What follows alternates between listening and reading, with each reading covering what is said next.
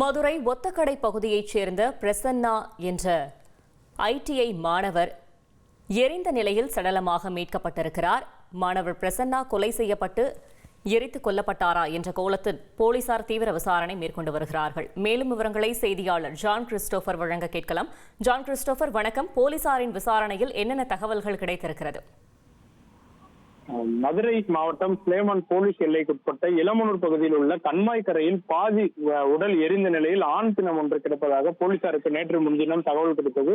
சம்பவ இடத்திற்கு சென்ற ஸ்லேமான் காவல்துறையினர் அடையாளம் தெரியாத அந்த உடலை கைப்பற்றி மதுரை அரசு ராஜாஜி மருத்துவமனைக்கு பிரேத பரிசோதனைக்காக அனுப்பி வைத்தனர்.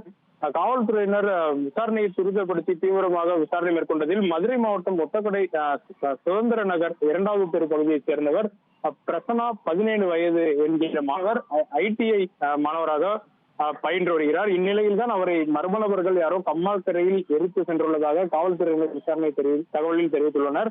மேலும் ஐடிஐ மாணவர் கொலை செய்யப்பட்ட நிலையில் அருகில் இரத்த குழலுடன் கல் ஒன்று இருந்த நிலையில் எரிந்த நிலையில் கிடந்த உடல் அருகே கிடந்த சட்டையின் ஒரு பகுதி மற்றும் உடலில் உள்ள விரல்கள், செருப்பு ஆகியவற்றை அடலமாக வைத்துதான் அது மாணவன் பிரசன்னாவின் உடல் என அவர்களின் குடும்பத்தாரினர் உறுதிப்படுத்தியுள்ளனர். தொடர்ந்து ஸ்லேமான் காவல்துறையினர் மேலும் விசாரணையை துரிதப்படுத்தி கொலைக்கான காரணம் குறித்தும் மாணவனை கொலை செய்துவிட்டு எரித்த சென்ற மர்ம நபர்களையும் தேடி வருகின்றனர்.